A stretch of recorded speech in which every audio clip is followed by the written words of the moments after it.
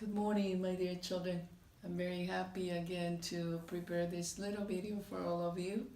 As you see, today I have next to me a statue of the baby Jesus. Um, for those of you that have been here in our house in the convent, you know that we have this beautiful statue here, and sometimes you have come and touch it and kiss it. So for many of you who have not seen it, I want you to just learn a little bit more about the baby Jesus today, the child Jesus.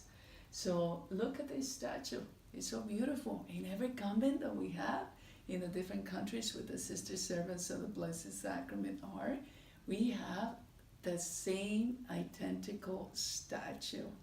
And look, he has shoes and he has different outfits and dresses. And I want you to see, look, I'm sure you can see his beautiful heart, right? So it's the same heart that we see in the statue and the pictures of the Sacred Heart. It's a human heart, and it has flames, and it also has a little cross on the top, and it has thorns around it. So it's just a symbol of the love of God. It represents that he loves us very much, and he has suffered and to save us and to love us, and he wants to come to our hearts, and he wants to love us, and he also wants us to love him back. That's the symbol of his Sacred Heart. And so if you remember in the Bible, we read about baby Jesus when he was born. Remember in Christmas we always read about how he was born in a stable, because there was no other place to be born. You know, being God, the King of the world, the maker of heaven and earth, and you know, everything belongs to him. He created everything, and there was not a place for him to be born. And so we know that a stable is a place where people keeps animals, right? So it's a very smelly place and poor place and not appropriate for a baby to be born. But nevertheless, you know, God chose that place for him to be born. So Mary and Joseph found that little place, and Jesus was born there. Why? To teach us not to be afraid, to be humble, not to be afraid of poverty, right? Sometimes we want to have a lot of things, and it damages our soul. And so in him being born in a stable reminds us, hey, don't be afraid to be poor, to have just things that are simple and that will help you live happy, right? And so also, you know, the child Jesus has appeared to many different saints. For those of you who participated in the Wax Museum throughout the years, you know that we always have students who dress up as Saint Anthony of Padua.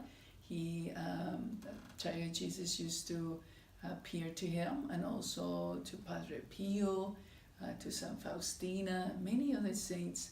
Saint Faustina used to see the baby Jesus, you know, at the time when the priest was celebrating Mass. You know, remember when the priest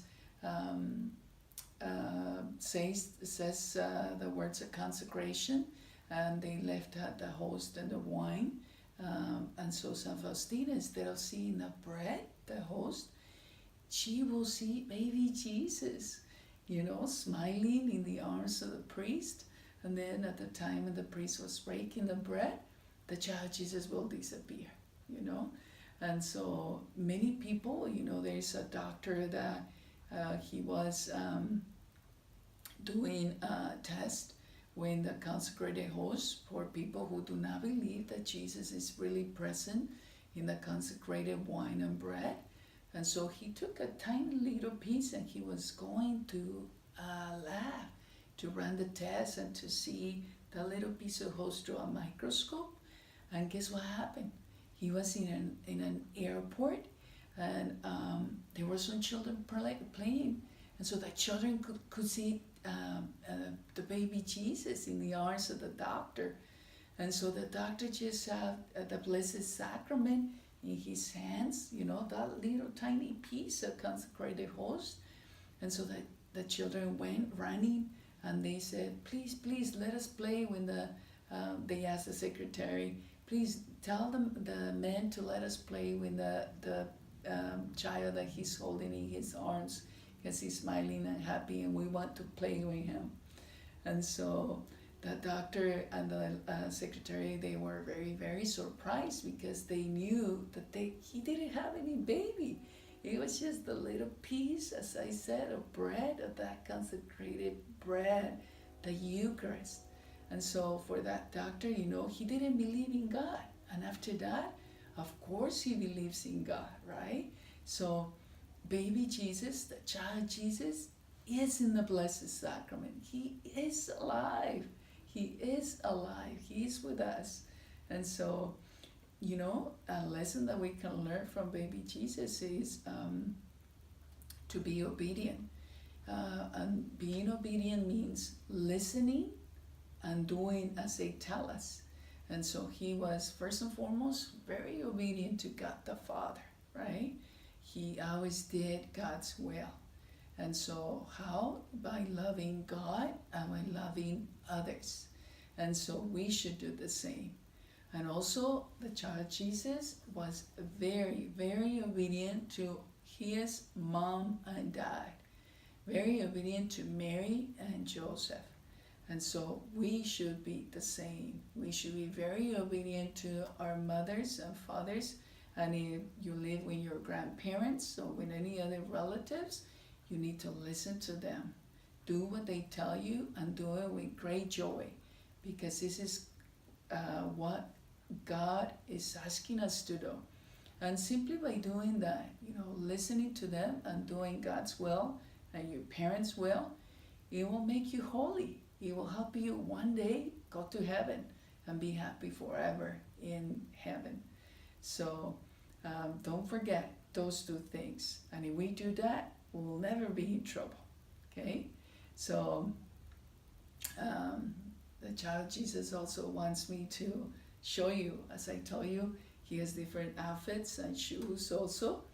But he wants me also to tell you, look, that he is also wearing underwear. I'm not trying to be disrespectful, but I want you to see, you know, probably one day that baby Jesus will appear to you.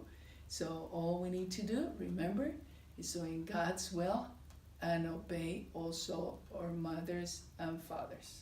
Okay?